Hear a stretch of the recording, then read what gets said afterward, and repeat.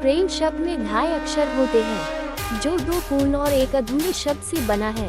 कहा जाता है कि प्रेम शब्द ही अपूर्ण है, इसलिए हर किसी को ही पूर्ण रूप से नहीं मिलता। परंतु शिव जी और पार्वती जी की प्रेम कहानी अनेक कष्टों के पश्चात ही सही पर पूर्णता प्राप्त प्रेम का प्रमाण है। चाहे इस प्रेम को संपूर्ण होने में युग युगांतर लगे हो, इस प्रीत में पार्वती जी का कठोर तप तो शिव जी की सदियों की प्रतीक्षा समाहित है। इन दोनों जितने अद्भुत जीवन साथी आज तक कोई नहीं हुए। तीनों लोकों के स्वामी होकर भी शिव जी के पास न स्वयं की धरा, न ही स्वयं का आकाश रहा। बस प्रकृति की गोद में बसा कैलाश पर्वत ही उनका निवास स्थान हुआ।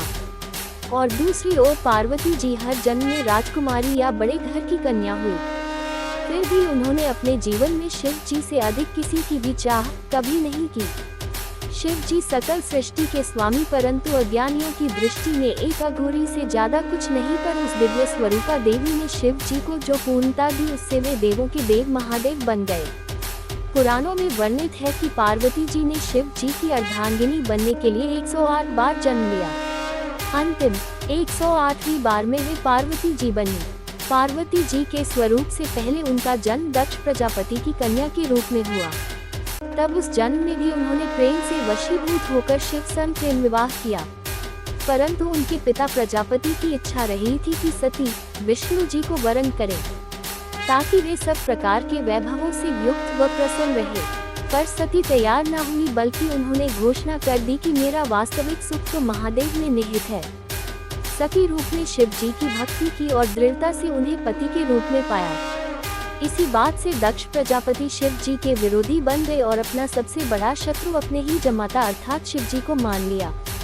शिव जी को तुच्छ दर्शाने के लिए दक्ष ने एक महायज्ञ का आयोजन किया, जिसमें सभी देवी देवता, यक्ष, किन्नर, साधु, संत, ऋषि, मुनियों को बुलाया गया, बस स्वयं की पुत्री और जमाता को छोड़कर। इस यज्ञ में जाने हेतु पार्वती जी ने शिव जी को समझाया कि आमंत्रित तो परायों को किया जाता है, अपनों को नहीं, और वे वहां बिन बुलाए पहुंची तो उन्हें बहुत अपमानित होना पड़ा। उन्हें शिव जी की बात न मानकर गलती हो जाने का भान हुआ, और जब उन्होंने शिव जी के प्रति अपमानजनक शब्द सुने तो वे यज्ञ के अग्निकुंड में कूद गए। शिव जी को जब पता चला तो उनके गणों ने यज्ञ भंग कर दिया। सती ने पुनर्जन्म में पुनः शिव जी से मिलने का वचन देकर प्राण त्याग दिए। शिव जी माता सती का मृत शरीर लिए विक्षिप्त से घूमते रहे। तब विष्णु जी ने सुदर्शन चक्र से 51 भागों में सती का तन काट दिया, जो आज भी 51 शक्तिपीठ के रूप में स्थापित है। वर्षों वर्ष शिव जी का वियोग कम नहीं हुआ, बल्कि बढ़ता ही गया। वे संसार से विरक्त हो गए। इधर सती ने वादा निभाते हुए पर्वतराज हिमवान और रानी मेना के घर पुत्री के रूप में पुनर्जन्म लिया।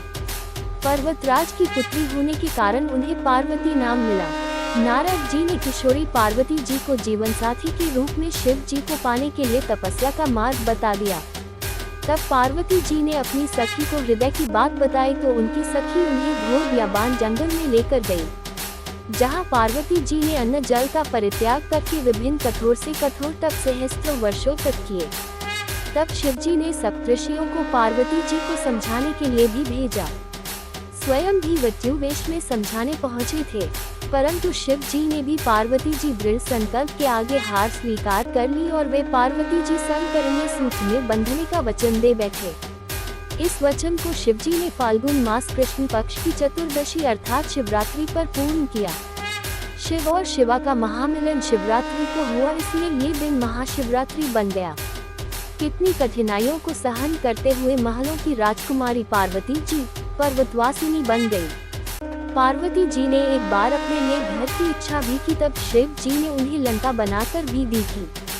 तब वास्तुविप्र रावण, जो दक्षिणा में शिव जी को पाने की इच्छा से पूजन करने आया था, पार्वती जी ने सोने की लंका उसे ही भेंट कर दी, परंतु शिव जी को रावण के साथ जाने नहीं दिया। पार्वती जी ने किसी भी जन्म में भोले भंडारी के प्रेम के अतिरिक्त कोई धन वैभव नहीं चाहा, बल्कि जीवन की हर परिस्थिति में शिव जी का साथ। सूर्य की किरणों, पुष्प में सुगंध तो शरीर संग प्राण बनकर निभाया। वही शिव जी ने भी तो हर जन्म में पार्वती जी की प्रतीक्षा की। शिव जी जो गले में मुंडमाला पहनते हैं, वो पार्वती की हर एक जन्म का ही तो प्रतीक है, जिसे वे हृदय से लगाए रखते हैं। वास्तव में पार्वती जी अनेकों कठिनाइयों सही तो शिव जी ने भी अथाह योग सहा। जिसे सभी कुछ सरलता से प्राप्त हो जाए उनका जीवन कभी पूजनीय नहीं बनता। अंततः दोनों ने संपूर्ण प्रेम की परिभाषा गढ़ दी। आज के युग में जहाँ प्रेम प्रीत के मायने बदल गए हैं, जहाँ प्यार का स्थान अर्थ भोग विलास ने ले लिया है, वहाँ शिव शिवा का निश्चित छल निस्वार्थ अधिक प्रेम सभी के लिए प्रेरणादायी है। तभी तो आज भी भक्तगण सदैव बाद भी इस संपूर्ण हुए प्रेम के दिवस को महाशिवरात्रि के रूप में विशेष उल्लास उमंग ऊर्जा से मंदिर घर पंडालों में पूजन व्रत करते हुए रात्रि जागरण के साथ मनाते हैं। साथ ही महादेव और महादेवी से इसी तरह के पूर्ण प्रेम को पाने की कामना करते हुए जीवन में संपूर्णता और सकल सुख पाने की भी इच्छा करते हैं। इस संपूर्ण युगल जगत के माता पिता का आशीर्वाद सभी के जीवन पर सदा बना रहे। सभी को महाशिवरात्रि पर्व की अनंत स्वस्ति कामनाएं।